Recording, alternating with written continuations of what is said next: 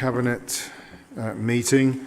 So welcome to Cabinet, councillors, members of the public who may be here or viewing this meeting today at City Hall. As usual, agenda papers and public forum submissions are available on our website. I need to draw everyone's attention to the emergency evacuation procedure, which is being displayed on the screens, and also to remind you the meeting is being webcast, so please use the microphones when you're speaking to make sure you are heard. And just an update on today's agenda as well, that items 14, 15 and 17 each contain an exempt appendix with commercially sensitive information. Any discussion on the content of these appendices will need to be held in exempt session, and Cabinet members have been given access to these appendices. So agenda item 2, public forum. Statements and questions will be taken at the time of the relevant item is being discussed, and I'll reply to the questions or ask the relevant Cabinet member to reply. Agenda item 3, apologies for absence. I've no apologies, but Tom, you need to leave early today. Okay. So your papers will be towards the beginning of the agenda. Agenda item 4, declarations of interest.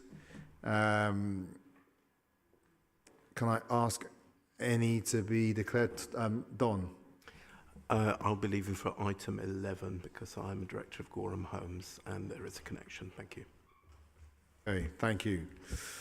Okay, on to agenda item 5, matters referred for consideration by scrutiny or full council. There have been no referrals for consideration by scrutiny or full council. Agenda item 6, reports from scrutiny commissions. We have 2 reports from scrutiny commissions. The first is from the Overview and Scrutiny Management Board's Climate Change Working Group. Tony, okay. Well, we'll give it a bit of time. We can, and hopefully with Tony will be here. The second is from the Scrutiny Finance Task Group, and Jeff, Chair of Resources Scrutiny Commission, is here to present a report. So, Jeff. Thank you, Marvin. Just before I speak to my report, can I just raise one other item relating to Resources Scrutiny Commission? Now, it's unusual for something that you or your administration do that actually makes me really angry. It's not when you have a go at me, because I see that as a proof I've probably hit the nail on the head. But when scrutiny is taken and treated with contempt, then I feel extremely unhappy. And I am very disappointed that the paper that was being brought to Scrutiny Commission next week was pulled a day before publication, when we had previously checked that it was going to be available. Now that's the report on the Council Tax Reduction Scheme consultation. And I don't know who's responsible for pulling it. I'm not suggesting, Marvin, that it's you, but I'm just making clear that the way it was dealt with and the way I found out and the way that a meeting that has been planned for 3 months has now had to be cancelled is not acceptable. So I'm sharing that with you now, and I hope you can gather from the tone of my voice quite how angry that makes me. Can I just quickly comment on that, Jeff? So we have received a challenge on the consultation process itself. So we're having to check through a number of things before we can finalise the paperwork, hence the unexpected and late delay. But if only that could have been explained. That to find out when 2 weeks ago we checked, because believe it or not, I have a lot of sympathy for the position you're in, and I checked because I thought it was a tight timetable. We were assured the report was going to happen, and then I find it's not. Without that explanation, you can understand why I and my members of the Commission, for whom a meeting booked 3 months ago, scheduled because we were assured this could happen, leaves us feeling very, very uncomfortable. Yeah, understood. As I say, it was a late challenge, so we weren't aware of that until the last couple of days. So, anyway, rant over. Now let's get on to the matters we wanted to talk about in terms of the medium-term financial plan. The Finance Task Group met on 6 occasions from August to September and received detailed briefings. And so, ignoring all I've just said for a moment, but please don't forget it, we did just want to compliment the finance team and Craig for their openness and the way that they've engaged with us over this process. It is an example of how scrutiny should work, and we really appreciate it. We were going to ratify further formal comments on the MTFP at our meeting next week. As that's now been cancelled, we'll have to find another way of doing that, but we will do that before it goes to council. But there were a number of points we wanted to raise. First one related to the council tax reduction scheme, because the 3 million saving is so significant. To be talking at this stage of the MTFP without a recommendation on what should happen with that proposal leaves a very big gap in the budget and the medium-term financial plan. So we have a concern about that. We have a concern that we have no idea what the income is from the Clean Air Zone. And that is potentially a massive sum of money. And if we're trying to build the building blocks of a medium-term financial plan, to have another block not part of the process doesn't seem to be as helpful as it could be, and it makes it much harder for finance officers to portray a clear picture of the situation.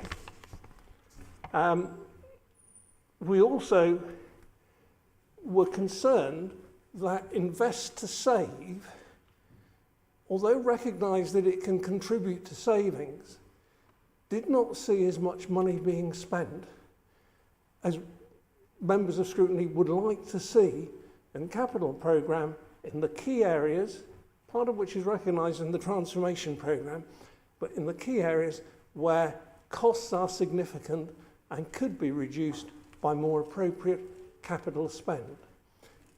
We recognise in discussion that one of the challenges can be that officers are slightly scared of the risks attached to taking some of those projects forward because they need some innovation and some challenge.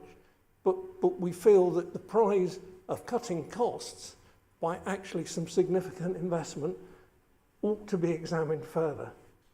And that led us on to the capital programme, where we have a concern that in spite of everything that you've all tried, we still don't manage to spend the amount of money that's budgeted to be spent in a year. And we really do have to examine our capacity to manage these programmes and manage them wisely and deliver them on time and on budget. And this has been going on, not Marvin, just in your administration. If one goes back for decades, it's a process we've failed to deliver on, and we need some really radical steps to overcome that and spend the money when it's needed, particularly if inflation is going to carry on at higher levels. So those are just the headline issues. I'm sorry I've taken so long, but I think I hope that they're taken in a constructive sense, that we all need to be working together to make them deliver more so that we can actually cut revenue by investing in the right way and delivering. Thank you for your time. Yeah, thanks, Jeff. I mean, we'll share our frustrations around the paper ourselves. See, legal challenge came in quite late, so I just acknowledge that. And one point I will pick up on is something I'm sure you'll be aware of, is the point we make repeatedly at a national level, is that so many of the things that we need to do to make sure that this organisation functions are being squeezed. Nearly 80% of our spend is on demand-led services now, leaving little space really for those experts that no one ever campaigns for. Public toilets, yes. Parks, yes. Libraries, yes. Lawyers, planners, project managers, no. No one campaigns for these people. And these are the skill sets, in our backroom capacity that have really taken a hit as we've tried to protect frontline services. It's a point I've shared a number of times over the years, and we continue to make nationally as well whenever we're with our ministers.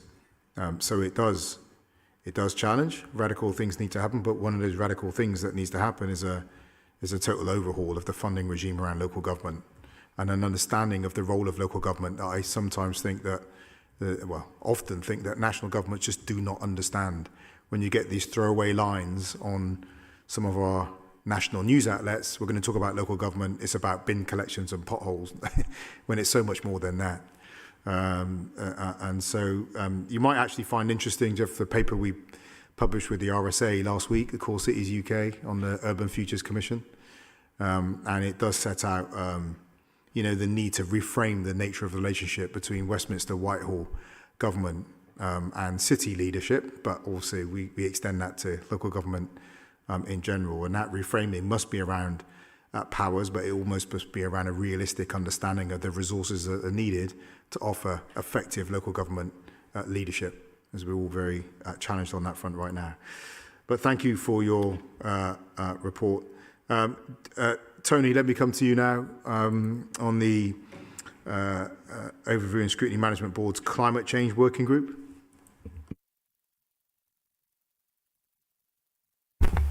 Thank you, Mayor. My apologies for being late. The Climate Change Working Group report, the group was set up by OSM in order to look at identifying any gaps and areas for acceleration as the city makes its journey towards net zero. We were looking for the group to add value rather than duplicate the considerable work that is already being done. It came to a number of conclusions, and because I'm late, I'm not going to spend as much time as I was going to. The report and its recommendations are in front of Cabinet, and we recommend the report to you. OSM will be looking at the report ourselves as well to determine what other work we may do in response to it as well. Thank you. Thanks, Tony. And as I say, your work on this is going to be, is and will continue to be incredibly important. These are very challenging targets. And I think we've talked before about the added complexity of delivering as a city that Bristol City Council doesn't control. And so it's a convenient ask, and it's a collective outcome that we need to deliver on. And we might add too, with a national government that seems to be withdrawing from any meaningful commitment. And I'm yet to see the full speech, but I had some, I will share actually, I'm on a WhatsApp group with some of our international partners who've worked on World Economic Forum work on the future of cities. The conversation just now went around that group, had what a disappointing speech from the Prime Minister that seemed to be more engaged with conspiracy theories and actually getting stuff done for the people of the UK. So I'll look forward to seeing this, reading that report later on. But thank you for constantly, the constant push on that front. On that point, as I go into agenda item 7, which is Chair's business, I'll just share a few things. Actually, Tony, one picks up on the very theme. I was a few updates from me. I was asked to go to New York Climate Week just a couple of weeks ago. We have a number of positions out there. We sit on the Urban Sustainable Development Finance Group, which is about the question of how do you get adequate finance to cover the delivery of the Sustainable Development Goals. That's a very interesting group chaired by Jeffrey Sachs, which is genuinely talking about restructuring of global finance so that we can get money into the hands of cities so they can get stuff done. We also, I attended the Climate Migration Commission and the Mayor's Migration Council. And the big theme that we are grappling with in those two forums is what we're calling climate displacement. Now, I had actually talked about climate-driven migration, but there was a lawyer who works on the challenge that's going to face climate-displaced people in the fact that they have no legal framework, right, to protect them. And I think she's right, actually. We're talking about displacement because the moment we talk about migration, people begin to feed in an element of choice. when there isn't going to be choice for people having to flee the consequences of climate change. I was lifted by being there because there were three themes that really stood out. One was that in all these forums, they are specifically talking about cities delivering. And in a world that is majority city, as you've probably heard me say several times, if you tackle the challenge of urbanization, you've essentially tackled most of the problem. Most of all, live in cities you can decarbonize and make more efficient, more human lives more quickly than through other forms of human organization. So the focus on cities, not just on national governments, the turgid inability to make a deal, organisations that we are subjected to, was incredibly important. Second, the really important thing was about finance. One of my least favourite phrases in the world of environmentalism is all it takes is political will. You heard me say several times, it takes political will and billions, trillions of pounds.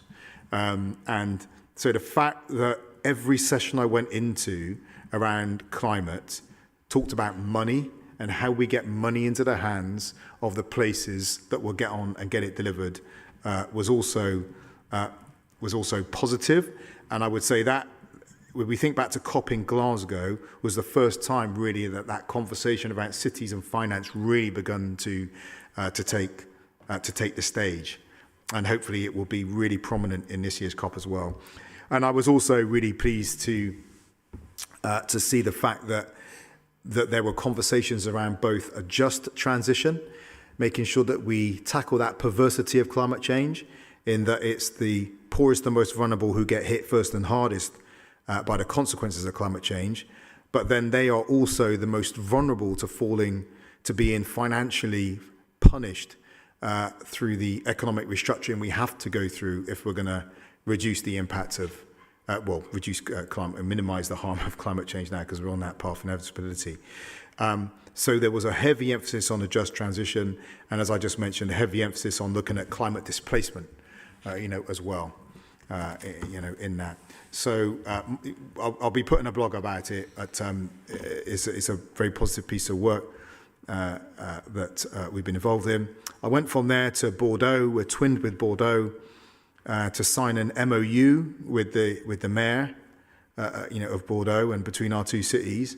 Now that's important on a number of levels. One, it's about our ongoing connectivity to our European neighbours, and the point we've made repeatedly, and our European neighbours have been supportive of, is even if our national government is withdrawing and putting up barriers and walls, at the city level we can maintain those channels of connectivity. And those are civic channels of connectivity, but they're also very practical. So I was there with representatives of the Western Gateway, and we were talking to a French company based in Bordeaux that is on the forefront of hydrogen technology. And the conversation with them was about, with our Western Gateway colleagues as well, was how we get that expertise over into the Western Gateway area, because we do have a major drive on being at the forefront of hydrogen sourced energy. And we also talked about looked at those ongoing opportunities to collaborate through our university networks as well, which is of critical importance to the health, of our universities.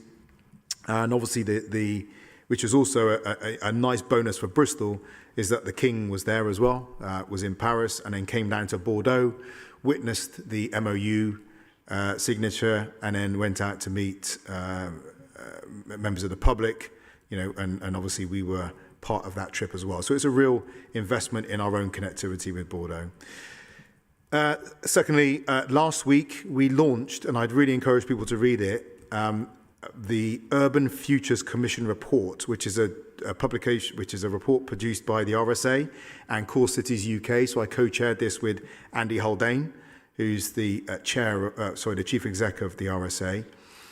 And 3 questions we were putting forward in that report. One is to understand what cities are.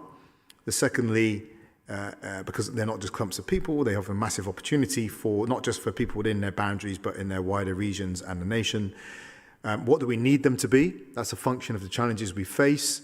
We need them to be economically inclusive, decarbonised, efficient, politically stable, and all the rest of it. And then the third question is, how do we get them there? Then we begin to talk about policy support, finance, and the space to move. Now, I'll just point out one thing about this, which is really important for our role in this region.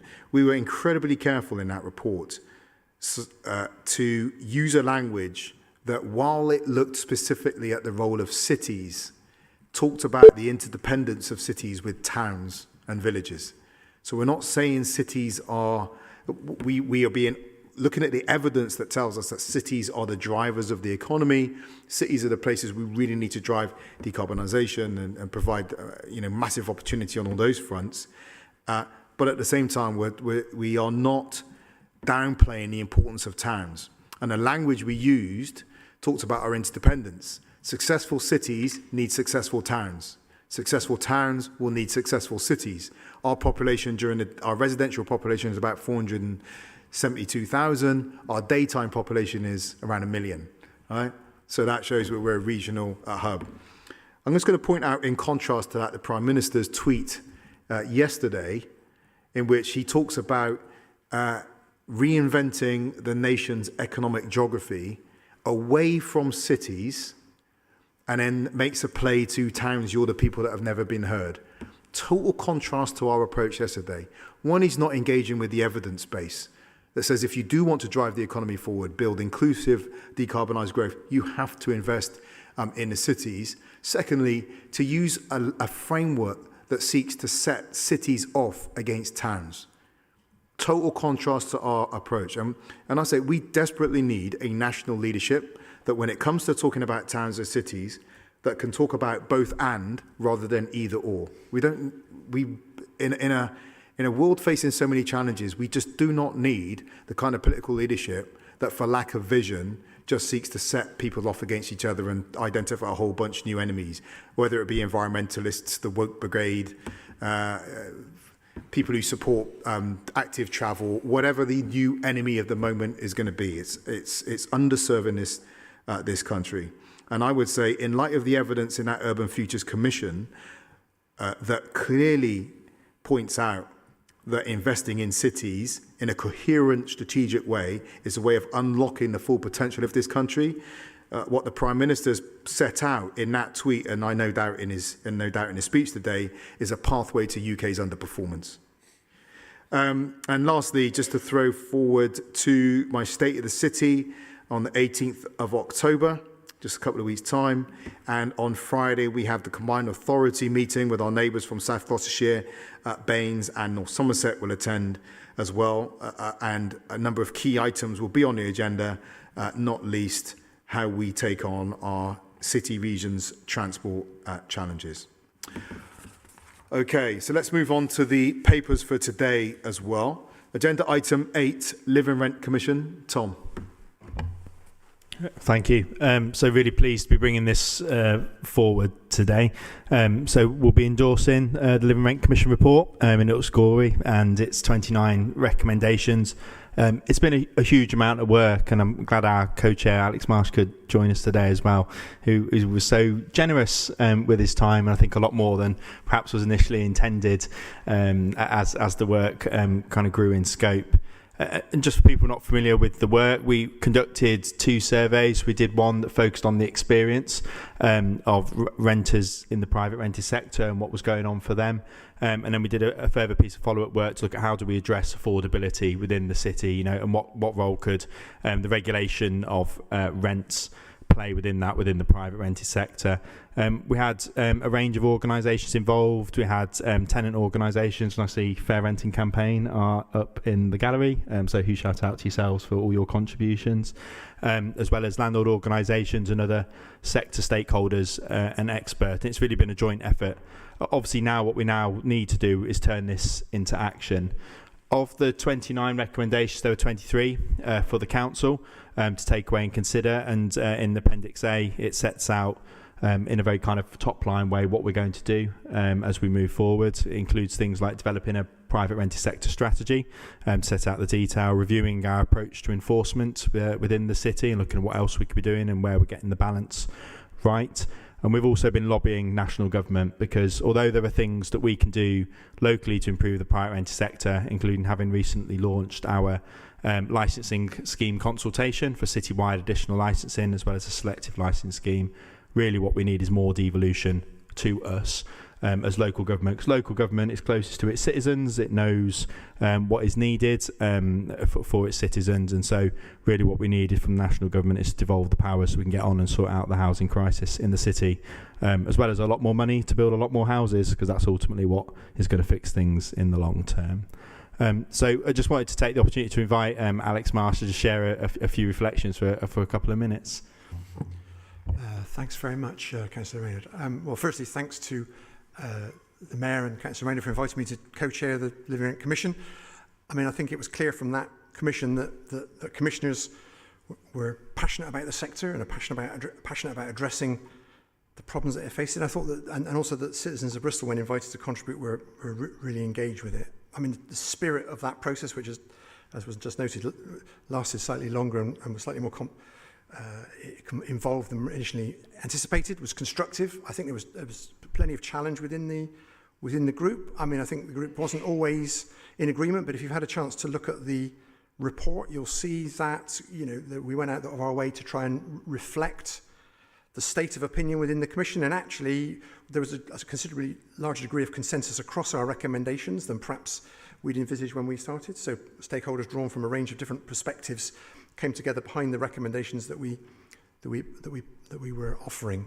I mean, I think that one of the things it's worth adding to the comments previously made was, I mean, there were, I think during the course of the Commission's deliberations, there were positive views on what the City Council was doing. I think there was challenge to do more, but equally there was a recognition that it was a challenge to do more in the current context, and that it wasn't a lack of willingness on the part of the Council to act. It was very much about an environment that put constraints on what was possible. And I think one thing that came out for me quite strongly from the Commission's view was there was a strong sense of a spirit of collaboration between the sectors through our discussions, both formal and informal, as part of the process. There was a sense that the Council's got a core role, of course, in addressing standards in the private rented sector, but that there is expertise, there is source of information, there are channels into communities, there are ability to reach out to populations within the city that other organisations can sort of bring to the table, and that notion of thinking of regulation as a more of a sort of integrated network of organisations with the Council playing an orchestrating role as much as having to do all the work itself was something for me that came out quite strongly, some of what we were saying. And finally, there was the asks to national government. We've seen this week that the Renters Reform Bill is perhaps not entirely collapsed under its own weight and is still there, but clearly one of the things that we put to the government is that is one part of the agenda for solving the problems of the private rented sector, but the report makes clear that there is more to be done and that more should be done, and let's hope that central government is receptive to that in the not too distant future. But thanks for the opportunity to assist. Thank you very much, Alex. And honestly, we'll say more in a bit, but really appreciate, you know, all the work and the time you put in. We've talked a number of times actually in the city's leadership about drawing on the kind of intellectual firepower of our universities, be it on our Climate Advisory Commission or here as well with the Living Rent Commission. So thank you very much. Let's go on to public forum now. So we have two public forum statements. The first statement is from Bristol Fair Renting Campaign. I believe someone's here to read it out. Okay, you have a minute to make your statement. Cool, thank you. Thank you. Hi, I'm Ruth, and I'm sorry. I'm representing the Bristol Fair Renting Campaign. Our group of renters came together because we've all been affected by the broken renting system. The work of the Living Rent Commission has made it even clearer that Bristol rents are out of control. This cannot continue. Swift action must be taken to tackle the rental crisis. 81% of Bristol residents support rent controls. The public support is there. We need to make it happen. It's been really positive to see Marvin and Tom lobbying for rent control powers. However, it could take months to design a right rent control model for Bristol. This is why recommendation 4 of the Commission report is vital, supporting an immediate rent freeze to halt increasing rents while this work is done. This can show Bristol that the Council is serious about taking swift action on the rental crisis. We urge Cabinet to fully endorse the urgent need for rent controls in Bristol. We also need further urgency and for the Mayor with Cabinet support to call for powers to enact an immediate rent freeze. So please prioritise fighting for the powers we need to control rents to make sure we're all able to live and thrive here. Thank you. Thank you, and thanks for the contribution Bristol Fair Renting campaign made to the Commission as well. The leadership you've shown the city and the challenge you'll continue to bring. Tom, the second statement is from Councillor Tom Hathaway. Tom. Oh, not here.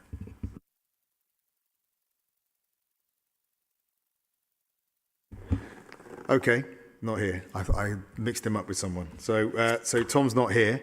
That means he's not here to ask us questions either. Okay. So look, Tom, did you want to say about some things that we want to do next with the report? I think certainly when you bring the challenge about how we begin to get this traction, one is, obviously I'll be up at Labour conference next week, so we can talk about this. If I just say a couple of mine. This report we've done on urban futures, the Urban Futures Commission, that second question, what do we need cities to be, gives us scope for describing what we need to turn our cities into. Those don't all have to be dramatic. One of the things cities need to be is affordable places for people to live in, right? Otherwise they just won't work. The economies are grinding to a halt and so forth. So we're certainly we'll be locking it down in the space created by the Urban Futures Commission work. And we have talked about as well and started to make headway of reaching out to the other core cities as well, facing very similar challenges across all those major areas. So we get that collective firepower and influence with national government. But Tom? Yeah, so a few things. I mean, I mentioned a couple of things already just in terms of the licensing scheme consultation. I'd really encourage people to share that widely and ensure we get a good response to that consultation. It shuts on the 7th of November, and then we'll be considering the feedback from that consultation to decide what scheme that we proceed with.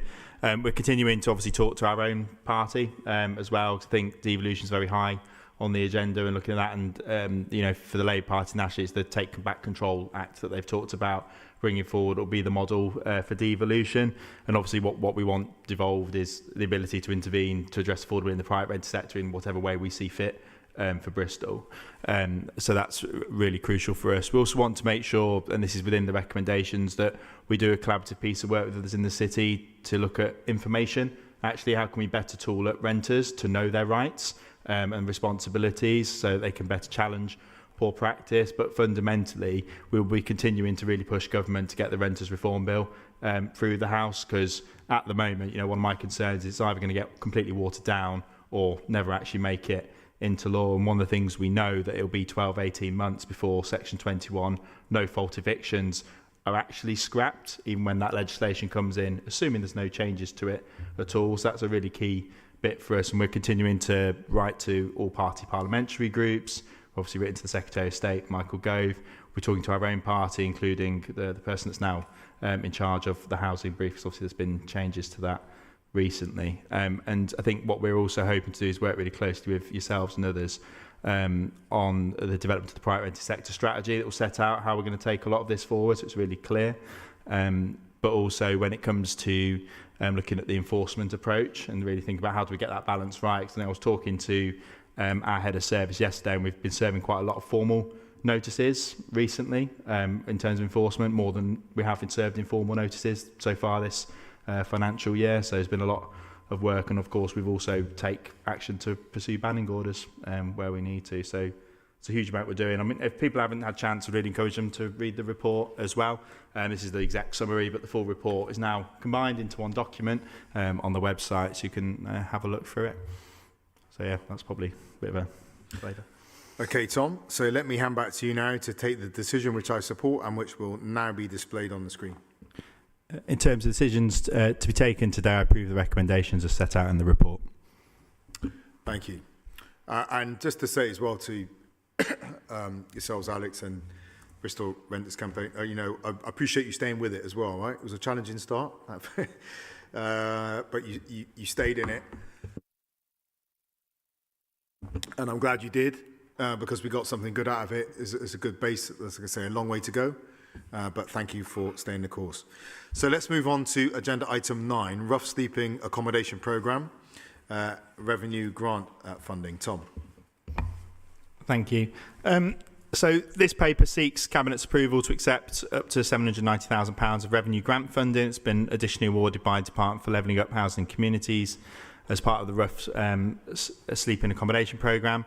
It will help to secure move-on homes and wraparound support for people who are homeless or at risk of homelessness. We know that fundamentally getting people into a home is one that's safe, secure, that's warm. It's one of the biggest differences that we can make. But one of the things we also have to have in mind is then the support some of those individuals might need to make sure they can thrive in this home. So this will allow us to do more of that. We've done quite a lot with the RSAP programme, which began in 21, and it aims to provide up to 150 new homes in the area. And that delivery so far we've already achieved has been achieving a sustainable reduction in rough sleeping for some individuals. So this funding, if approved today, will allow the service to carry on for the supported move on until March 25. Thanks, Tom. So we've had no public forum statements or questions on this. Any of the Cabinet members? Just a comment? Okay, let's move on then, Tom. Back to you to take the decision which I support and which will now be displayed on the screen. In terms of decision to be taken today, I approve the recommendations as set out in the report. Thank you. Agenda item 10, Homelessness Prevention Grant, Homes for Ukraine top-up, 2023. Thank you. So I'm bringing this paper to seek approval to accept and spend additional funding being given for Homelessness Prevention Grant for Homes for Ukraine top-up for 23-24 of just under £1 million. The Homes for Ukraine scheme was launched on the 14th of March 2022 and is open to Ukrainian nationals who are resident in Ukraine prior to the 1st of January 22 and to their immediate family members. An approved sponsor can enable a visa for a person in Ukraine to enter the UK, and most sponsors become hosts as they open up their homes to provide rooms and shared facilities. And sponsors are also helping to enable alternative accommodation, including self-contained homes. Bristol City Council's excellent refugee resettlement team have been coordinating the Homes for Ukraine scheme in Bristol. They've done a really amazing job in preventing homelessness by supporting clients, supporting hosts, finding alternative accommodation in the private rented sector. And that's reflecting the fact there have been very low numbers of clients who have then needed homelessness temporary accommodation because of the work the team's been doing. As the war in Ukraine continues, there are ongoing homelessness pressures for this cohort. And there are a number of initiatives set out in the paper with the sole purpose of preventing homelessness and securing accommodation where this is not possible and building on the work of existing council services. These initiatives have been developed through the joint working across many council teams, including the refugee resettlement team, but also alongside housing options and private housing. And really, I think this is actually a really good example of the one council approach, where teams from different departments and areas have really pulled together, just got barriers out of the way and really worked together to achieve great things. In addition to supporting the Ukrainian cohort, the council is using some of the funding to support its efforts in preventing homelessness and meeting the cost of temporary accommodation for the wider homeless population in Bristol. We're seeing numbers continue to increase, whether that's our kind of social housing waiting list of over 20,000 households or the almost 1,300 households currently in temporary accommodation at the moment. And what we really need, although this funding is of course absolutely welcome, what we really need is a change of direction on government policy to actually properly fund universal credit, to re-raise local housing allowance back to the 30th percentile and take other measures that are actually going to support people, including in the private rented sector, because otherwise we're just going to continue to need more funding to treat more of the symptoms when actually what we need to do is get the causes addressed. So I commend this report to Cabinet. Thanks very much, Tom. We've had no public forum statements, but we have had one question. That's from Councillor Brenda Massey. Brenda. Thank you. Maybe I'll stand up, you might see me then. I really welcome the report, Tom. Thank you. That's really good. And it's great to know that we are supporting these families. They've been through so much and they face the challenges, in some cases, of leaving the rest of their family behind in the war zone in Ukraine. Our local group from Bristol with Love for Ukraine continues to send van loads of provisions, including food and medical equipment, to Ukraine. And we've had visits from the Lord Lieutenant, the High Sheriff and several Lord Mayors. We would really appreciate it if the Mayor could find time to come along and see us as well. It would be great. The next van load is hoping to leave on the 12th of October, providing we get our generators back here in time. But we really do appreciate the support from the council. And we welcome any councillor who would like to come along and see what we do. Thank you. Okay, thank you, Brenda. Any other? I'm going to take that as a statement more than a question. Okay, great. Oh, would I come? I'm sure we can have a look, and yeah, if we can get the officers to chat about when people will be working, then we'll try and get something in the diary for that. It'd be great. I mean, it has been amazing, just watching the city step up on so many occasions to support people who are, you know, amongst the most negatively impacted by events in the border at the moment. Yeah, it's a real badge of pride, and I will share again. We have a reputation for this now, which is one of the reasons we are asked to participate in so many of these migration forums, you know, around the world, because of not just because of what we say, but because of what we do. Okay, so we've had nothing else. Can I offer anything to any cabinet members? Helen. Thanks, Marvin. And first of all, thanks very much, Brenda, for what From Bristol with Love to Ukraine does. And it's indicative really of the huge amount of voluntary sector support that there is for the refugee and asylum seeking community within Bristol. It just happens that it was our refugee and resettlement steering group this morning, so I've got some very current figures about the figures on Ukraine, and I just thought that I'd share those because people are interested. So Homes for Ukraine, and these are figures right up till yesterday, I think, so 816 arrivals, and people think that they only came at the beginning of the war, and obviously people are still arriving. So 296 people remain in host-guest arrangements in Bristol. That's 210 households. But again, as Brenda said, you know, we didn't really anticipate the war when it started carrying on this long, and host families didn't anticipate carrying on hosting for that long. And so it's really important that we give that support to host families, because it's a big ask of people. So 268 people have moved into rented accommodation in Bristol with Homes for Ukraine support. That's 116 households. 28 people have made their own arrangements. That's 18 households. There are 10 people in temporary accommodation, 4 households, and we work really hard to try and avoid that, because obviously temporary accommodation is under huge pressure in any case. And 17 people have moved into rented accommodation outside Bristol with Homes for Ukraine support. That's 8 households. 197 people have left Bristol. 133 have left the UK, and we are aware that some people have gone back now to Ukraine because those family separations are too painful for people, really. And 62 have moved to another local authority. So I just thought people would be interested in that, you know, those very current statistics.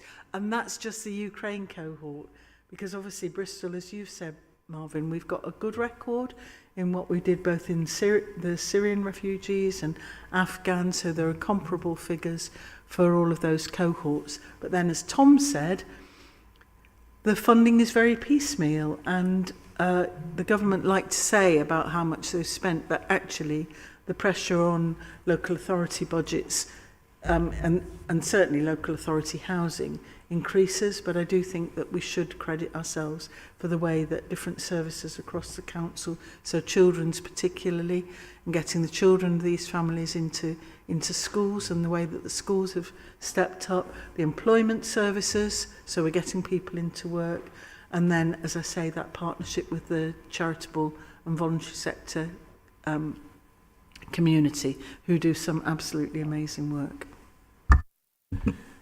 Thanks, Helen. I'm going to come back to you just a minute, Tom, but any other cabinet members wish to comment? I mean, I'll just add something to that, by the way, as we're talking about funding being piecemeal. I mean, the challenge is big enough anyway. Local government have a challenge working here. We recognise that cities are key to tackling, well, because by very nature, most migrants leave cities, transition through cities, settle in cities and move between cities. So cities are always going to be on the front end of the global migration crisis. it's challenging enough anyway to deal with that. But again, I'm going to have to talk, the culture wars and the tone, the framework being set up by our national government doesn't help. It just makes a difficult job all the more difficult. We have the challenge in Bristol of trying to manage the 42 square miles that we have, that is our city, a growing population within those boundaries, how we live together, right? At peace, without conflict, trying to give people hope, build a sense of community, all those things that we know are not just good for social justice, but actually are good because they make more resilient communities that also cost less money to run, to be perfectly frank as well.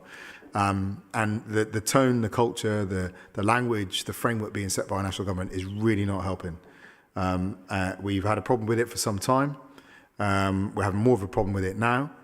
And I would just urge our national government to think on this, that as climate displacement increases, it's going to be more important as time goes on that they're doing everything they can to make it as straightforward and as easy as possible for those of us leading places on the front line to be able to do the job we need to do, which is about being just and welcoming places of sanctuary, but being able to build good, peaceful, settled, resilient, integrated communities. And just as I say, I'm incredibly disappointed, though not totally surprised, that our national government is not helping us on that front right now. Tom, let me hand back to you now to take the decision, which I support and which will now be displayed on the screen.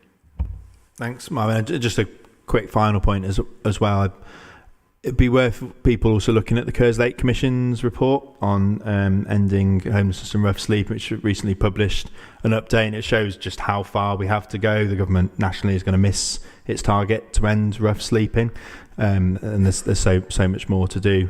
So I really encourage people to look at that work. We've been represented again on that commission, that national piece of work, which has been really influential in trying to kind of push forward the agenda and push forward better links between health and housing too. But in terms of the decisions taken today, I approve the recommendations as set out in the report. Thank you, Tom. So agenda item 11, overview of Hengrove Park delivery approach and approval to draw down WECA DIF funding award for enabling infrastructure. Catchy title that's led Don to leave the meeting, apart from his conflict of interest. But Craig, this is your paper. Yeah, thanks, Marvin. This paper updates Cabinet on the Council's approach to delivering the Hengrove Park housing development. We are seeking approval to spend the 14.8 million non-repayable WECA Development Infrastructure Fund funding and to repay the 5 million repayable grant element. In May 2019, Cabinet approved the delivery of housing development on council-owned brownfield land at the former Whitchurch Airport site. This development is an exemplary project for the council, forming a mixed tenure, balanced and sustainable community in a thriving new neighbourhood in South Bristol. Hengrove Park includes 1,435 new homes, up to 50% of which will be affordable, a 22-hectare new public park, plus high-quality community, sports and employment and commercial facilities. The new neighbourhood will be very well connected with a range of sustainable travel options for residents, including walking and cycling routes, bus and metro bus, car clubs and also parking. This is being delivered as part of Gorham Homes' pipeline of housing development sites. We will work with Gorham and other partners to roll this out through 3 work packages. These include work to improve highways, junctions, highways realignment and public realm works, and finally site-wide enabling infrastructure work. Hengrove Park highlights our continued commitment to developing high-quality and affordable houses that residents, whilst other parties are scrambling to find ways of refusing housing proposals, this Labour administration is tackling Bristol's housing crisis head-on, delivering much-needed homes on unused brownfield sites. Working alongside Gorham Homes, we will be rolling this development over the coming years, and I look forward to seeing the work advance. Thank you, Craig. It's such an exciting scheme coming through, but we've had no public forum statements or questions on this item. Any other Cabinet members wish to comment? Tom? It's really good to see this coming forward. I've been following and working really closely with it now for a couple of years, and so it's going to be amazing to see so many homes coming forward, but it's important also that we get enabling funds as well to deliver homes, because we know how expensive building homes is, particularly when we're trying to build genuinely affordable homes across the city. So this is going to be brilliant. We're on site with the Hengrove bookends as well at the moment. Before the next bit will start to move forward, which is currently in planning, which is phase 1B. It's going to be obviously many years to get the whole site built out, but it's going to be brilliant and just life-changing for so many families. And so, Helen. Just wearing my neighbouring ward hat, really, because obviously there's a crying need for appropriate housing for our own tenants and for people coming through the system. And people can see those houses, that they're going to be developed close to them in the community, and it's important that we do create a community over in Hengrove Park. And I think some of the input that we've had into thinking about whether or not some of those homes can be children's homes, some of the supported living that can happen there, so everybody gets a chance to live in those places. And then just also to fly the flag, because Tom and I a couple of weeks ago were at the launch barbecue of the St Bernadette's Rugby Club, which is moving to Hartcliffe because of being displaced from Hengrove Park, and that's a fantastic bonus to the sport and young people's facilities in Hartcliffe, so we're really getting very excited about that. And just to thank the officers that have worked over the years to get this across the line. Remember, it was opposed when we first put it forward, right? And delayed. Again, it's one of those challenges we face in Bristol City Council, isn't it? Everyone agrees there's a housing crisis, but getting actually the support to get the homes delivered has been a whole different challenge.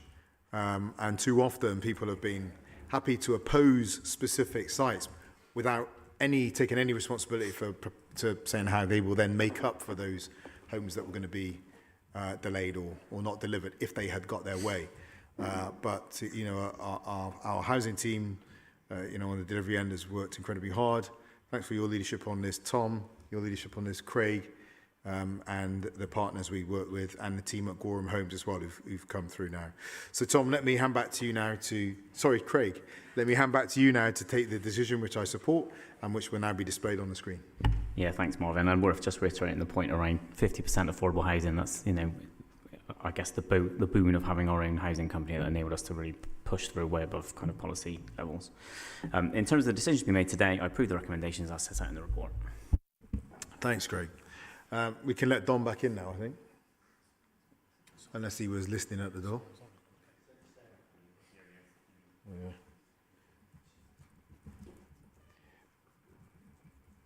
I'm almost tempted to say, Tom, we should give you some Rishi Sunak pump music to come into. Okay, agenda item 12, City Centre and High Streets Recovery and Renewal Programme and Strategic Community Infrastructure Levy, SIL for High Streets. Craig, this is with you again. Thanks, Marvin. This paper sets out the progress and benefits being delivered by the City Centre and High Streets Recovery and Renewal Programme. As part of this, we are seeking approval of 1.5 million of Strategic Central Infrastructure Levy funding and approval of a bid for 0.85 million of High Streets Recovery and Adaptations funding. Bristol's high streets and city centre have faced continued challenges to footfall and spend, from growth of online shopping to more recently the pandemic and the cost of living crisis, which has really kind of exacerbated that online shopping trend. The City Centre and High Streets Recovery and Renewal Programme was a reaction to these challenges by aiming to protect important local hubs and businesses for the community. As part of this work, we have delivered investment across the city, safeguarding and creating businesses and employment opportunities across the different sectors that are hosted by our high streets. We've worked closely with local businesses to ensure that work has been done thoroughly, and officers have provided one-to-one support for 977 businesses. Part of this support is the vacant property grant that has seen 93 Bristol businesses be accepted for up to £10,000 of capital funding, bringing a vacant commercial property back into use. Alongside this, the Mayor and I have visited various businesses across the city, promoting the best Bristol has to offer through the Where Is It To campaign. The City Centre and High Streets Recovery and Renewal Programme has brought a buzz back to many of our most important high streets, from the City Centre to East Street and Stapleton Road to Philwood Broadway. Amazing free events have been hosted across the city, including night markets, the Bristol Light Festival, the Grand Iftar on College Green, and many more. Evaluation of 20 events delivered to date shows 134,000 visits have been generated, and generated an estimated 2.8 million of spend, and supported 320 paid creative or event professional jobs. Bristol's high streets are showing good levels of recovery too. St Nick's Market and Broadmead footfall year to date compared to the same period in 22 was up 20.5% and 5.5% respectively. This compared to a 3.2% increase for Southwest High Streets and a 6% increase for UK high streets. The benefits of this work is clear and testament to the work that officers have put in. Thank you, Craig. So we've had no public forum statements or questions on this item. Any other cabinet members wish to speak? Don? I thought you were... Oh, right, okay. Preparing ahead of time, I thought you were itching to speak. No? All right, Nicola. I just want to welcome this paper. I mean, there's lots of good stuff in here, but particularly the vacant units piece of work, I think, is really, really significant. And just to tell a very quick story, I've been advocating for one of the residents in my ward who's no Westerner, 22, lived in St George, as I say, with his partner, and because of this grant, you know, he's been able to realise something he never would be able to. He's a tattoo artist, and so now he was able to receive the full grant to open a shop on Filbert Broadway, and it's just been a fantastic experience, something that it was completely outside the reach of him as an artist to be able to actually achieve to have a shop in his, you know, close to his community where he's born and raised, and it's just been a huge success story. So my thanks to the officers, but also for the sort of diversity. I guess I was a little bit nervous about the idea that it would just be a load of bakeries, to be blunt. But actually, I think there's been a good range of shops that have been able to take those vacant unit grants. And so for Ty and Sadie, it's been a transformative, really, for them. They've got their own shop unit in Filbert Broadway and they can crack on with their business. It's really good. Thanks. Thanks, Nicola. I think these kind of personal stories are great to get, because we get the big numbers, we get the initiatives and the data, and then you get, which is massive, obviously hugely important, but then you hear that real actual lives are being transformed. It's just like when we talk about our big housing delivery, actually, you know, the numbers are great, but when you meet a family that's got a brand new house for the first time, the children are in it, you know, it's affordable, it's got solar panels like up in St Anne's. It's incredible. It shows how real the work we do is. So thank you for that contribution. Okay, Craig, let me hand back to you now for any final comments and to take the decision, which I support and which will be displayed on the screen. Thanks, Marvin. In terms of the decisions we made today, I approve the recommendations as set out in the report. Thank you. Agenda item 13, Coach House Community Asset Transfer. This item has been deferred to November, so we'll move on to agenda item 14, Portway Park and Ride Bus Access Improvements Full Business Case. And Don, you're going to bring this item. But please remember, everyone, this paper contains an exempt appendix with commercially sensitive information, and any discussion on the content of this appendix will need to be taken in exempt session. Don. Thank you. Yeah, I was getting excited there about this. So there's another project which improves the and expands the Portway Park and Ride offer, following on from the opening of the new train station, which is the first new train station in Bristol in almost a century. But turning to this project, we're improving the access at Portway Park and Ride to allow for better connections to the north, a direct shuttle service to and from the YTL arena, and for rail replacement services associated with the new station at the Park and Ride site. It will also allow for future development, both the orbital bus connections and for services using the Portway from Avonmouth, Sevenside and North Somerset.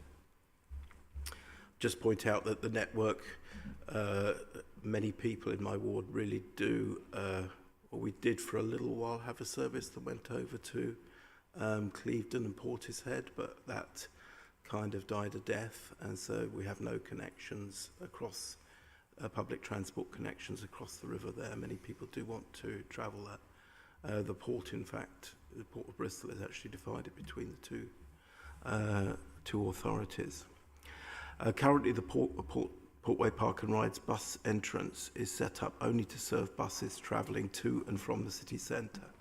So the new access can unlock the Park and Ride as a transport hub for multiple connecting services. This is a strategically important intervention for a relatively simple project, although it will involve just a few smaller trees being removed. The project uses just over £2 million of Bristol's CRSTS funding allocation, and a breakdown of costs can be seen in the appendix. I'm particularly proud of the integrated transport hub we are developing and growing here at the Portway, which will be further enhanced by the strategic corridor programme proposals for the Portway itself, which we are just now consulting on. This shows the investment and focus on public transport, supporting car travel in the northwest of the city, which we know the other park and rides should also achieve. Thank you. Thanks, Don. So we do have some public forum. We had that one public forum statement. That's from Dave Redwell, but Dave's unable to be with us. I believe he's in hospital at the moment. So I am 99% sure Dave's watching on YouTube. He's a real transport warrior. So Dave, hope you're doing okay. And thank you for your questions and your ongoing challenge and pointing out solutions. So we'll get some answers to you on those fronts. So onto the questions. There were 4 public forum questions submitted from 3 people. First 2 were from Dave Redwell. We know about Dave. Next one from Ian Quaife, who's not with us at the moment, but we can get back to Ian Quaife on that front. And the next is from Dan Ackroyd. Is Dan here? Okay. Hi, Dan. Would you like to ask you a question? Thank you. Does the scheme still make sense when a sensible level of risk is applied to the possibilities that YTL either do not deliver an arena or fail to operate it for a long time due to it not being profitable? Well, I don't expect any problems with the YTL arena, but absolutely this has got many other reasons why it's good news, and they've been listed in my introduction there. For one thing, this will enable the replacement rail services. Should the train service not be working, the station will still be operating. It will also, as I said, enable transformation of the bus network. So, for instance, it might not always be necessary in the future for buses from Lawrence Weston to go through Sea Mills, through Stoke Bishop, and actually take 40 minutes to get someone from Lawrence Weston to the centre of Bristol. It'd be much quicker for them to come into this transport interchange and to change buses to change onto the train, in fact. And that could be quite revolutionary for the lives of some of the people in northwest Bristol. And that, of course, brings us to a transport interchange hub, whatever you want to call it. It's a really important part of an integrated transport system. If you've got to swap between modes, or you've got to swap between buses or trains, to know that you'll spend 5 minutes, 10 minutes somewhere where you can get a coffee, where you've got Wi-Fi, where you're warm, where you've got toilets, makes it much more possible, much more attractive to change, and opens up new ways of travelling and new models for a public transport system. So this is the first really developing transport interchange. And I think the way that we do it, and we're working with WECA on it, the way that we do it will be a model for others, and will also be a part of understanding what mass transit will be in Bristol. So yes, there's much more than the YTL shuttle. Thanks. Don, did you have a supplementary question? Yes, thank you. Perhaps this might be a bit complicated to ask us for a given response right now, but I was just looking at the Appendix A1 says that the total benefits from the committed demand scenario are £87,000 and the aspirational demand scenario £140,000, and the total estimated scheme outturn cost is £2 million. So I don't understand how spending £2 million for much less estimated return makes sense. Can you explain that to me? I can't entirely explain those figures, but it depends how you do your sums on these things. In terms of the longer term future of transport in northwest Bristol, I think £2 million is going to be very reasonable for what people are going to get here. But we can send you a written answer to those particular figures. But I think this is a really exciting prospect. Just to come, down to a personal story as well, Marvin mentioned, it's now possible for people in Avonmouth to take the train one station down and then to swap to the Park and Ride bus rather than taking the number 3 bus, which goes from Avonmouth through Lawrence Weston, around the industrial estate, through Lawrence Weston, round through Shirehampton, through Sea Mills, into Stoke Bishop, and does the tour of Stoke Bishop, and then comes across the Downs and gets stuck in the football traffic or the student traffic or whatever, making the bus journey from Avonmouth really, really painful. Now, and I know people are doing this now, they're going onto the train, one stop down, and they switch to the Portway Park and Ride as well. Having part of an integrated transport system means having a comfortable place for people to stop for 5 minutes while they change over, say hello to people, get a coffee, but also the integration ultimately of the ticketing is critical for that. And so, this is really, really, really important. Let's we can do some follow up on those questions. I mean, I'd be surprised that I'd have to look at these numbers to suggest that delivering this transport hub brings £85,000 worth of benefit. That's well out of kilter. So we'd have to look at context in which these numbers are mentioned. We just know it would be just the connectivity it brings to Avonmouth, the part of the city, and Lawrence Weston, that will often talk about feeling left out. And I mean, everyone tells me they're the last people to be considered in Bristol, but having lived in Lawrence Weston, when you're on the end of a bus route and it can be unreliable, it can feel like you're on the edge of life. So just that sheer connectivity, the economic opportunity that's in the centre, but the opportunity to come out of there and to come out of the hub and turn left and go further northwest as well, it should have a multiplier economic benefit on the area. But if there are any other Cabinet members who wish to comment on this item? No? Okay. Well, Don, let me hand back to you to take the decision which I support and which will now be displayed on the screen. Thanks, Marvin. I also forgot to give a shout out for Sevenside.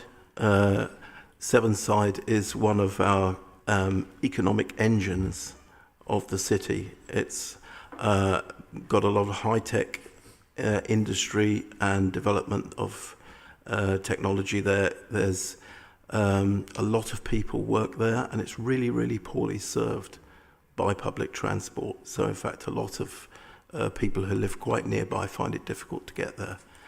So this, again, will be an important part of improving the transport offer to Sevenside and for the people all over the city who want to reach Sevenside.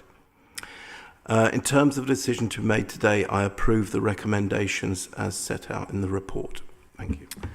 Thanks very much, Don. So let's move on to agenda item 15 now, estate rationalisation, surplus asset disposal. Craig, this is with you. There are exempt appendix with commercially sensitive information in this report, and any discussion on the content of this appendix will need to be held in exempt session. Craig. Thanks, Marvin. In February, full council approved this year's budget, which included proposals to generate 36 million in capital receipts and to make 4 million in revenue savings relating to the council's estate. This month, Cabinet are seeking approval to dispose the assets specified in the exempt appendices, which have been identified following an analysis of the council's investment estate. Those options were presented to the Estate Strategy Board, and a list of assets has been identified that best contribute towards achieving the 23-24 capital receipts and revenue savings target. One further point, Cabinet is asked to note an amendment needed to the reports of 4th of July 2023, Appendix A, and 5th of September 2023, Appendix A2, which incorrectly referred to 2 to 16 Philwood Broadway. The correct address for this site is numbers 4 to 16 Philwood Broadway. The remaining information for this site is unchanged. Thanks, Craig. We've had no public forum statements, but we have had one question from Dan Ackroyd. Dan. So the assets being sold off have not been listed, as that information has claimed to be exempt. What's the public interest in maintaining the secrecy about the asset being considered for sale? Yeah, so the council obviously has a vast operational estate, but it also has an investment estate, and that drives rental income that we use within the budget to help us fund services, frankly, and does a pretty good job of that. We've got a kind of what we call the comets to us. We've got a very successful part of that investment estate that gets less and less successful as you kind of track back, and there are a number of buildings that don't deliver much in the way of revenue impact to the council, but could achieve some money if we were to sell them. The logic in keeping it exempt, therefore, is that as a commercial transaction, we don't want the market to think that there's some kind of fire sale going on. So we'll maintain that, obviously, to protect the council from loss of sale revenue it could achieve for that. There are also commercial tenants in many of those buildings. We would need to talk to them before, obviously, we publish the potential sale of their sites. And of course, all of this, because they do deliver revenue, these are very much the last resort sales that we will go for, and it's very much based on our inability to deliver on other sales through the process, which will come back to cabinet anyway. So it's not. There's nothing sinister going on here. It's literally to protect us from loss of revenue or loss of capital when we're selling them. Do you have a supplementary question? No, thank you. All right, thank you. Any other cabinet members wish to comment on this item? I referred earlier on to that backroom skill and that backroom capacity that has been hollowed out from local government over the last 13 years in particular, and this is one of those areas where people need to move with an expertise, a market expertise, an estate management expertise. So please extend, our thanks, Craig, to the team which took over a situation which we had no idea what we had and where, to a position where we're managing it much more effectively in the local authorities' financial interests as well. So please extend our thanks to them. Let me hand back to you now to take the decision which I support and which will now be displayed on the screen. Yeah, thanks, Marvin. In terms of the decisions we made today, I approve the recommendations as set out in the report. Okay, item 16, Keep Bristol Cool Framework. Kai, this is with you. Yeah, thank you, Marvin. A lot of the papers I bring to this cabinet normally deal with trying to prevent climate change or reducing our impact, but this paper actually deals with the consequences of not tackling climate change and our increasing the increasing temperatures that we face. So last year was the hottest year in the UK on record, with temperatures reaching 40 degrees for the first time, and this led to there being the highest number of heat-related deaths on record. And this year so far has seen the hottest June on record, and also we had the September heat wave, where for the first time in terms of that time of year, there were 7 consecutive days where the temperature reached at least 30 degrees. So quite clearly our climate is changing, and we need to protect the people in the city. Heat doesn't affect everyone equally, and the most vulnerable in our city are more likely to experience physiological stress, illness, or even death due to extreme temperatures. So the council has an important role in helping the city to respond to increased heat and ensuring our infrastructure, policies and services are resilient to the changing climate. So we've already done a bit of work on this. So in 2020, the climate change risk assessment identified heat as a key risk and recommended a more detailed evidence base be developed. And then last year I brought a report which launched the Keep Bristol Cool mapping tool, which we developed with some external funding and in collaboration with the Met Office. This provided local climate predictions and allowed us to understand how heat vulnerability varies across the city, and this could be due to the different urban environment, or it could be down to demographics in a certain part of the city. Based on this new evidence, we've produced the Keep Bristol Cool framework, the city's first strategic plan for managing urban heat risks, and a springboard for citywide action on this. So the framework sets out 4 goals. One is protecting vulnerable people, and we know the elderly and very young are most at risk to heat. Obviously, in general, we need to protect the public, but also council employees and also council services during heat waves. So an example could be providing cool spaces during heat wave in the same way that we've provided welcoming spaces in terms of the colder weather. Future-proofing growth and city regeneration. We've got ambitious adaptation policies in the new local plan that's come into full council this month. Tackling overheating risks in people's homes. So an example of where we might intervene is when we're doing a retrofit on a home, obviously to look at the energy demand. We're also introducing measures to reduce overheating as well. And also using blue and green infrastructure for cooling streets and public spaces. And that's mainly around, where we plant trees, and we've got a tree strategy coming forward where there's going to be a lot of cross fertilisation, to excuse the pun or the link, where we can work together in terms of obviously planting trees for nature, but also for protecting our infrastructure, and also making sure people have got places to walk where they're not going to be at risk from overheating. So this is one of the first steps in terms of our policy on adaptation, and we'll follow up with this with an action plan that will look at each of those areas in much more details, especially around certain, adult social care services, for example, how we might have developed contingency plans for that particular service, but also all the other services that we provide that might be affected by this. So, as I said, this report seeks approval for the threat framework. Thank you. Thanks, Kai. We've had no public forum statements or questions on this. Any Cabinet members wish to comment? And then Don.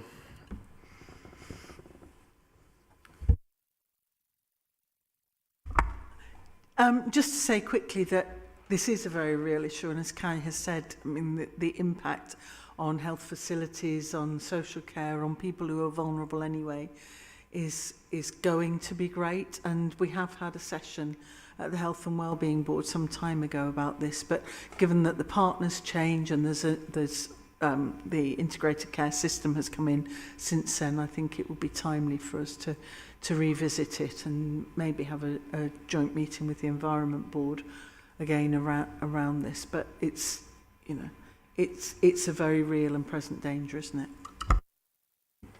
Don. Thanks. Yeah, if I could just, I'm involved in a project at the moment that's trying to plant quite a lot of street trees. We've got a fair bit of money for street trees. We obviously recognise that those are going to be really important for protecting the infrastructure and protecting us in the future. But the challenge is that streets are used for an awful lot of things at the moment. There's a lot of different modes of transport going on those. There are people want to sit down, people want to do other things, bus stops. That's just above ground. Then you come to underground, and everything happens under there. The water comes in, it goes out, the electric, the internet, you name it. And in this particular project I'm working on, what's shocking is just how few trees you can actually get in the traditional place where we expect street trees to be. That's on the pavement. Most of our pavements are taken up with utilities, which are very, very expensive to move. And so the truth is that a lot of these street trees are going to go in the carriageway. And that's when it becomes political, because that's when they are actually competing with car parking and with other things that people want to do in the carriageway. But just to warn you, this is going to become political, so we have to be quite clear about the importance of greening our streets, and quite clear that there will be a cost to it in terms of changes in our lifestyle. And also political groups in this council who speak a lot about greening things need to be aware that when they actually come to delivering stuff, they are going to have to push stuff through. They are going to have to communicate well with the residents in their wards. They're going to have to convince them, and they're going to actually have to deliver. They can't just bottle in the way that some of them do. Otherwise, we won't have street trees, because they're not just going to go in the pavements in the way that the Victorians put them there. For much of the city, it's too late for that now. Thanks. Thanks, Don. Ellie. Thanks. Yeah, I think you set out the challenge quite well there, Don. And I think the forthcoming green infrastructure strategy, as well as the tree strategy, is going to have to be grappling with a lot of what you've just said. But it feels like another paper from the sustainability team that has public health running through it. And I really want to welcome that direction, and signalled in the strategy that focus, resource and intervention should will be prioritised in those areas where there is intersecting disadvantages. So yes, there's lots of areas in the city that has exposure to heat, but we do need to be targeted and make sure that interventions are going towards the areas with highest vulnerable people in there and health inequalities, and putting those wider determinants front and foremost. I also really like that it sets the tone of what needs to be a citywide debate with collaborative solutions and buy-in in order to future-proof the city. So thank you. Anyone else? No. Okay. I mean, I'll add, I mean, the challenge you bring, Don, is very real. One is working with the city. One is we have new developments coming through. So again, whether we're talking about Temple Quarter, Hengrove, Western Harbour, these developments coming through, we have a chance to build in resilience and heat resilience into them. So we need to be thinking ahead of that for the sake of nature and energy use, but as Ellie's pointed out, for the sake of public health, as well as Ellie and Helen's point. But it's easier dealing with new construction. It's harder dealing with the old city, which was not built for heat and to withstand consistently high temperatures. And so it is going to take intervention. The challenge for a place like Bristol is that, well, for all cities, is the longer meaningful solutions are delayed by national governments, the higher the stakes and the more intrusive the interventions are going to have to be to solve the challenge. And that feeds into your third point, that we have to have a politics and politicians who are not opportunistic and actually want to get real stuff done. And as the phrase has been used, I used it already, we have some people in the chamber who support things in concept, support processes, but don't actually support real delivery when it actually comes to making a decision. And that's going to, and despite riding the wave of being the champions of environmentalism, never actually delivered nothing and not supported the delivery of anything. So it is going to be a really big political question for the city going forward with a new political system, is how they actually make decisions in the face of sometimes what would be adverse public reaction. That doesn't mean, and it's one of the big challenges, isn't it? How do you not go at the pace of the slowest, but take the population with you? It's a delicate art to political leadership that I'm sure no one has mastered, but we all need to contend with all the time. Anyway, let me hand back to you now, Kai, for any final comments and to take the decision which I support and which will now be displayed on the screen. Thanks, Marvin. I'd just like to thank the team as well, because this is just another example of where Bristol's kind of one of the leading local authorities on our response to heat vulnerability. And just in terms for, obviously the carriageway issues, one thing's for certain, we know the temperatures are going to get worse. The number of days over 30 degrees is over the next 50 years, it's going to go up dramatically. And we know at certain temperatures the roads melt. So, just because you're on a carriageway in a car, you won't be immune from this. So our response needs, to cater for that as well. So, yeah. Okay, thanks for that. So in terms of the decision to be made today, I approve the recommendations as set out in the report. Thank you, Kai. Agenda item 17, Direct Award of Bristol Primary Care Sexual Health Services Contract. And Ellie, this is with you. And this paper also contains an exempt appendix with commercially sensitive information. Any discussion on the content of this appendix will need to be held in exempt session. Ellie? Thank you. This paper seeks approval to make a direct award of sexual health primary care contracts to GPs and community pharmacies in Bristol.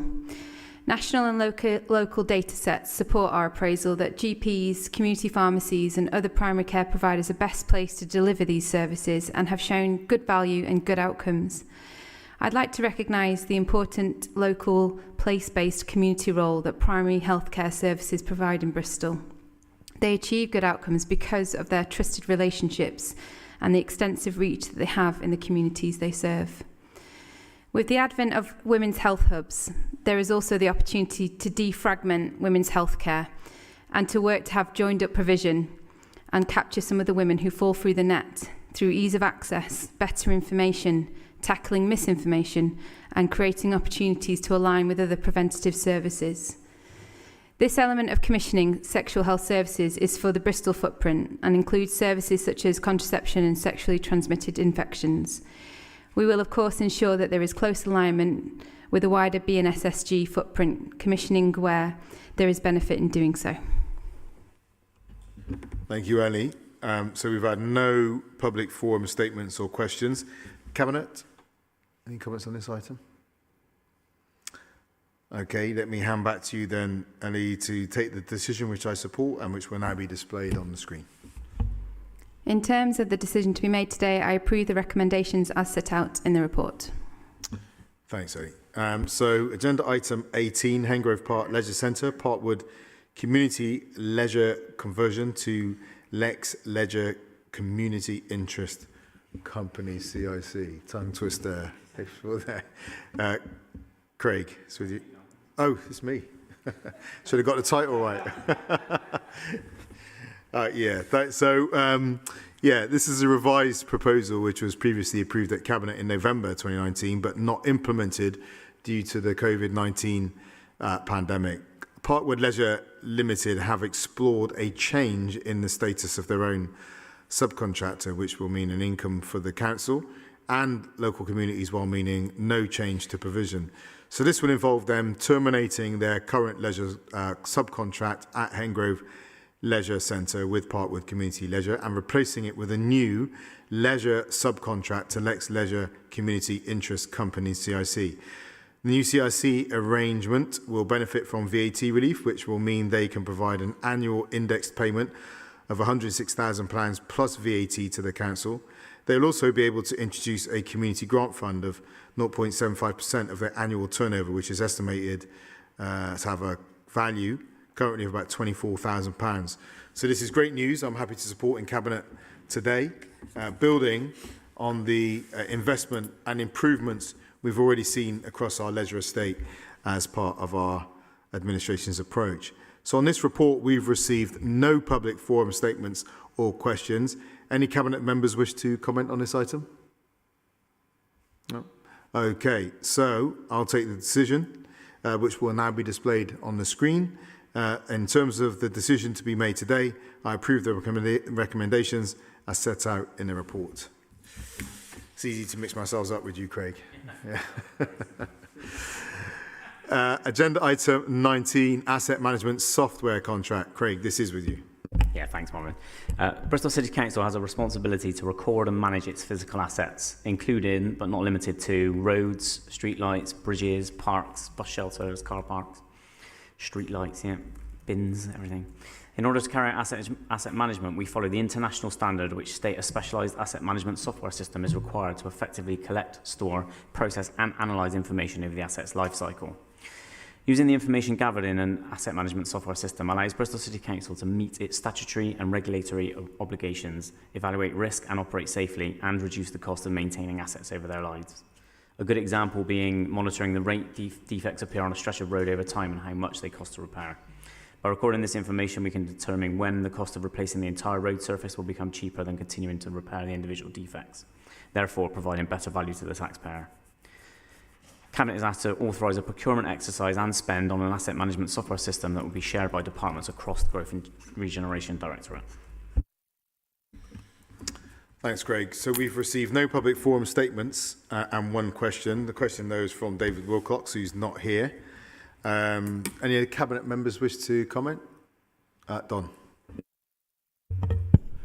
Yes, I'd just like to say thanks to, this is obviously the software, but a lot of officers have spent a lot of hours populating or will be populating it. So there's 30-odd thousand lighting columns and 1,500, and I think it was 89 at one point, structures on the roads, a lot of bus shelters, a lot of gullies, a lot of drains, and actually putting numbers to those, mapping them and knowing their condition has taken an awful lot of work by some people who don't get a lot of publicity for their work, but we ought to be very grateful to them because it's fundamental to responsible use of money, as Craig has said. You can't manage assets you don't know you've got, what condition they're in or where they are. It's a pure fantasy. But over the last few years, there's been quite a revolutionary improvement in the quality of our data regarding our assets, and that really will bear fruit in the future. Thanks. Thanks, Don. Okay, let me hand back to you now, Craig, to take the decision, which I support, and which will now be displayed on the screen. Yeah, thanks. And I'll just reiterate Don's thanks to the team. I mean, we purchased an asset management software system 2021, I think, and it see us through for 4 years, at which point this will then enable us to kind of dovetail with that. And the amount of effort that's gone into populating that system has been epic. So a huge thanks to the team who, as Don says, don't get the thanks that they deserve. In terms of the decision to be made today, I approve the recommendations as set out in the report. Thanks, Craig. So agenda item 20, medium-term financial plan and capital strategy. Craig? The medium-term financial plan is a rolling 5-year plan covering the period 2024-25 to 2028-29. It builds on the mid-year financial outlook and outlines the potential budget funding gap. Based upon the available information, the Council's budget gap is set to continue to grow so that the general fund forecast in the most likely scenario peaks at 32.1 million over the period, with 17.8 million gap attributed to next year. As part of the budget and service planning process, this gap will need to be closed and a sustainable budget achieved. Further emerging risks and opportunities which have not been assumed in the base case could vary the funding gap position from between 4.7 million in the best case and 81.2 in the worst case by 28-29. The MTFP process identifies that the Council will need to uplift the general reserve by at least 1 million for each year of the MTFP in order to ensure the financial sustainability and resilience of the Council. In support of the continued close management of Reserves Fund, the Reserves Policy has also been updated. The Housing Revenue Account operates as a ring-fenced account and includes all expenditure and income incurred in managing the Council's housing. The total resources available to the HRA are forecast at around 851 million over the period. The Dedicated Schools Grant ended the financial year 22-23 with a cumulative deficit of 39.7 million and is forecasted an unmitigated deficit of 136.7 million by 28-29. The Council, in conjunction with partners, is progressing into the first delivery phase of a long-term mitigation plan, delivering better value, SEND. Projections indicate that the DSG could achieve annual sustainability by 26-27. The assumption for public health is that as a ring-fenced account, this service will continue to operate on a principle of self-funding. As such, it will contain any additional costs and new burdens.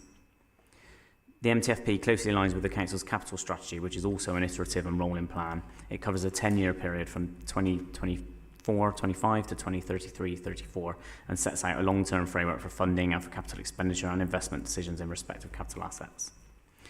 Neither the MTFP nor the capital strategy constitute a formal budget, but do provide the financial parameters within which the budget and service planning will now take place to ensure the Council sets the balanced budget. Finally, this report also includes a supplementary estimate for the Children Education Directorate following its period 4 forecast in year of £12.1 million pressure. Cabinet is asked to recommend the medium-term financial plan, the capital strategy, the updated reserves policy and the Children Education Supplementary Estimate to full Council for approval. Thanks, Craig. So we've had no public forum statements or questions on the medium-term financial plan. Any Cabinet members wish to comment on this item? I think it's just to acknowledge, really, we continue as local authorities across the country to face incredibly challenging times.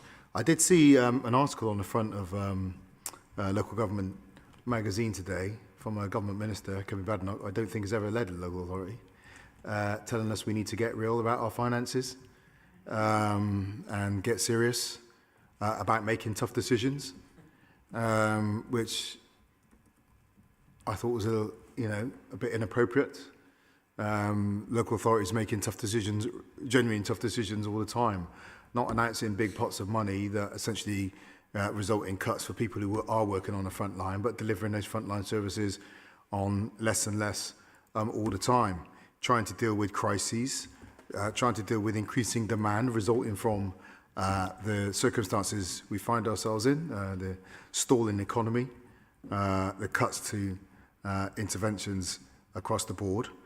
Those result in crises, so we have to deal with those crises while at the same time trying to protect spend on longer term interventions that we know will benefit us, not necessarily in 1 or 2 years, that will benefit us in 10, 15 years' time, making our populations more resilient, stronger, building homes for people, delivering mass transit systems, making good investments in nutritional health and physical fitness for our population. So what we're grappling with here and what you and the finance team are grappling with here is a scale of financial challenge facing local government that is unprecedented, actually. So please extend my thanks to the team for all the work they've been doing. So let me hand back to you now, Craig, for any final comments and to take the decision which I support and which will now be displayed on the screen. Yeah, I mean, you mentioned it earlier, but 70% of our budget, the government's failure to grasp the nettle on dealing with adult social care and the ballooning costs of that nationally as the population's age and needs get more complicated, combined with various issues in children's social care, particularly coming out of the pandemic, as we're again seeing increasingly complicated needs coming forward in increasing numbers. So mean that 70% of our budget is now locked into that, with 10% of our budget locked into paying back borrowing for, I don't know, refreshing bridges or road services or whatever it is we might do, means that what leaves us with 20% of our budget to deliver absolutely everything else that the council does. Street lighting, libraries, parks, everything that the council does, majority of which most people in the city rely on. Is astonishing that someone could suggest that we've not taken that seriously. I mean, we've spent 8 years trying to grapple with that problem, which they have failed to grapple with themselves. And it's left people in this city worse off in the end. And we're all paying the price for that inability to grasp that nettle. Anyway, in terms of the decisions we made today, I approve the recommendations as set out in the reports. Thanks, Craig. So agenda item 21, this is with you as well. Finance Outturn Report P5 Quarter 2. Yeah, so this is the finance report for quarter 2 or period 5, which constitutes the full detailed report on the council's forecast for the end of the year. At quarter 2, the council is forecasting to deliver an underspend of £1 million at the full year close against the approved general fund budget of £483.5 million. Additional risks and opportunities which have the potential to impact the general fund are currently assessed as presenting a weighted net risk of £3.4 million. The forecast outturn includes the planned delivery of £35.5 million savings, except where a risk of non-delivery has been included. The net risk does not include any implications linked to the eventual pay award for 23-24, which is still unresolved. The housing revenue account is forecasting a £3.6 million full-year overspend. Any under or overspend will be balanced through HRA general reserves at the full-year close. The dedicated schools grant is forecasting a mitigated £16.4 million full-year overspend. This level of overspend will bring the DSG's carry-forward deficit at the close of 23-24 to £56.1 million. Public health forecasts no issues. The capital programme forecast variance period at quarter 2 is a net £74.4 million, which represents a £54.9 million underspend on general fund capital investment, including corporate contingency, and a £19.5 million underspend on the HRA's capital programme. An officer executive decision was made to apply to WECA's Mayoral Priority Skills Fund for £0.4 million grant funding. Cabinet is asked to approve the revisions made in period 5 to the capital budget following latest programme reprofiling. In addition, if application to WECA's Mayoral Priority Skills Fund for grant funding is successful, Cabinet is asked to approve that the Exec Director, Growth and Regen, in consultation with the Section 151 officer and myself, to accept the grant and award contracts for expenditure of that funding. Thank you, Craig. So we've received no public forum statements or questions on this item. Any other Cabinet members? No? Okay, Craig. Let me hand back to you to take the decision which I support and which will now be displayed on the screen. In terms of the decision to be made today, I approve the recommendations as set out in the report. Okay, Asha, we're with you now for agenda item 22, speaking of the Dedicated Schools Grant High Needs Block Recovery Plan. Yeah, and thank you, Mayor. And I was going to come in when Councillor Cheney was referring to kind of the budget, because obviously I recognise, as does everybody else, the huge pressure that is on us in child social care, where we are seeing a growing deficit around partially to do with home to school transport, but the biggest one is residential out of school placements, and that is being driven by demand, and year on year, and particularly through COVID, we've just seen a huge spike in requests for EHCPs from parents. And as you know, it's a statutory responsibility. We have to deliver this, but it weighs heavy on myself and the team, but we are doing everything we possibly can to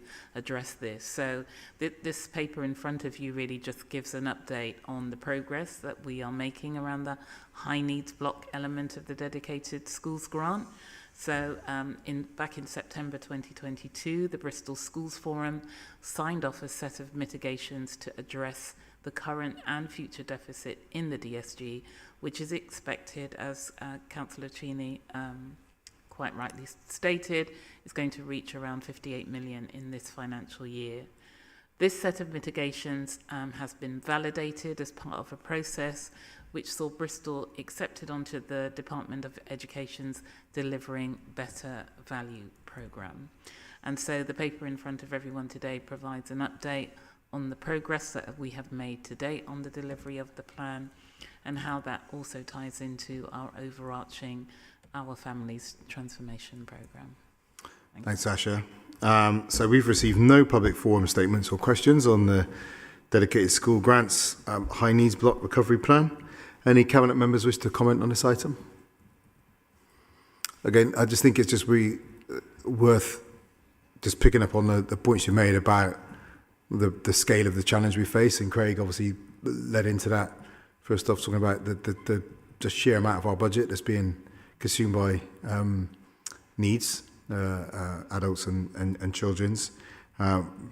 Just the nature of our population and the challenge and the trauma it's been through over recent years, it's just bringing incredible demand to local government and the NHS. I would add to that as well. So we urgently need a change in the financial settlement around us. But let me hand back to you now, Asha, to make any final comments and to take the decision, which I support and which will now be displayed on the screen. Yeah, I think our biggest challenge for not only Bristol but every local authority across the country is the sheer complexity of some of the needs of the children who are coming through our front door, and the lack of, even though we, as part of the mitigations, we are working with neighbouring authorities to try and increase the amount of provision that's closer to home. We just can't build, or we can't, we just need to move really, really quickly. But I was heartened this morning when a report came in on my inbox, which cited all local authorities. It was looking at the foster caring and adoption, and it had identified Bristol, where we actually have a significant high level of kinship carers, which basically is one of the best things that we could do when you look at it in comparison to kind of foster carers. So the more, grateful to all of those family members who are stepping forward to keep children within their family kind of safe from harm. So in terms of the decision to be made today, there are no recommendations, but I will approve the recommendations as set out in the report. Thank you, Asha. So let's move on to agenda item 23. We're back to you, Craig. Q1 Quarterly Performance Progress Report for 23-24. Yeah, thanks, Marvin. The purpose of the Q1 performance report is for Cabinet to note the outcomes from the 7 thematic performance clinics and details how the Council is performing against the priorities set out in the Corporate Strategy 22-27 and the Annual Business Plan. The report details how each of the strategy's themes are progressing, expressed through a series of tracked actions and separate performance metrics. Each individual clinic report assesses the theme's overall progress, expressed as ahead of schedule, on track, behind schedule, or well behind schedule, and details what has performed well, any specific areas of concern, and any actions or recommendations to address these concerns. As with Q4, the paper contains a link to the Power BI dashboard for members to explore at their convenience. I would recommend if no one has, or if you haven't had a look at it, to have a little play around with that. It does give you really very granular and very telling information about the themes that you may be supporting. Obviously, the Cabinet have seen the paper already, and the paper is just for noting. Thanks, Craig. So we've received no public forum statements, but we have had 2 questions. The questions are from Sid of Ryan. Sid, if you'd like to ask your first question, you get 1 supplementary per question. Thank you, Matt. You've read my statement, so you get my point in general, but I think, broadly speaking, freedom of information is a statutory duty to encourage communication and engagement between government and its public. And my concern is that the current standards tend to block that communication, end conversations, and create enemies for BCC. And it could be an opportunity to really engage with people. So I'm here to advocate for those. Can you ask a question? Sure. It's a question you've got here. So I'm here to advocate for the back office functions that are vitally important that you were talking about earlier. So I'd be interested in how BCC is working to address some of those problems. Yeah, thanks, Sid. It's been a long time. It's good to see you. Since your days at the cable, whenever that was, long ago. We do have an action plan in place which is being worked across the organisation. We have, as you know, and we've talked about all the way through the meeting actually, we're really fundamentally lacking in the back office, and that's an inevitable outcome of trying to protect frontline services. So thanks for your advocacy for those. We agree. Unfortunately, we're continuing to drive perverse outcomes throughout the organisation as we have to continue to spend more and more on those kind of life and limb services and less on the very, very important and yet unsung back office role. So there is a plan. We're doing the best we can. It is, of course, difficult. I would be really interested to know what, not now, but at some point, the data you have on the quality, because I'm not aware of massive quality issues. The report from the ICO talks a lot about timeliness. It doesn't talk about quality, so it would be good to understand what you've got in terms of quality and dissatisfaction and so on, because we don't have that. Do you have a supplementary, or do you want to go to your second question? I'll go for a supplementary. Just in terms of specifics, are there kind of any additional officers being added to the team? Are they getting upgrades to the software they're using for case management, that kind of thing? No, I mean, no, for the reasons I've just said. But, we are, as I said, we are trying to up the awareness of this. So the senior leadership team are now taking an active role in kind of talking about this regularly. So that's an attempt to try and pump it up the agenda, which is, I guess, the best we can do when we've got no money. Did you have your second question? I think we've mostly covered it, to be honest. But I would be interested in whether you have thought about better ways of measuring the performance of the FOI team than simply timescale compliance. Yeah, I mean, again, as cabinet member for performance, I would love to have a sea of people that could sit, analyse, or do root cause analysis on all complaints, on all FOIs, on the responses, on the quality of them, and so on. Obviously, we don't have that at the moment, and maybe one day with the new government we might have, but at the moment in time, no. Thanks. Okay, thank you. I mean, I'll add to that. One is, I am no longer able to say that I can have a long line of people outside of City Hall advocating for public toilets, libraries, children's services, SEND, all these other life and limb services, and no one has ever come and advocated for our backroom capacity, because you are the first person to come and advocate for that. Having said that, there is a reality in that we are not like national government. We have a finite amount of money. And so obviously your interest in FOI is an interesting political debate. So my invitation to you in a political debate is, where should we get the money from to put into those backroom issues? Which frontline intervention do we take it from? As we've just come off a conversation around children's services, adult social care, those very real, the passion around libraries within the city, the need to resource the teams that are doing the work on housing delivery. That's a backroom function. And we've talked about, we have the housing crisis, we had the renters crisis here today, which is in part a function of, of housing supply. Of course it is, but so much more as well, the need to do the work on renters issues. And so with anything, when we have £15 worth of need in a £10 budget, essentially, we have to make those choices. So I think actually the fullness of the debate is, we know what you want, what you're prepared to give up to get what you want. And that's the kind of change in nature of relationship the council has to have with the city. That means the council has to enter into that conversation, but it also means that the city has to begin to talk like that. This is what I want, and this is what I'm prepared to give up to get what I want. If we don't, we're going to end up with, well, we haven't, and I think it does feed into the narrative that you talked about when you use the word enemies, which is a really big word. Some of that's because people want to be enemies, right? To be perfectly frank. But some of it is because I think sometimes the nature of the political decisions we have to make are not understood, because no one's asked to stand by the consequences of the position they're taking. So people oppose housing delivery.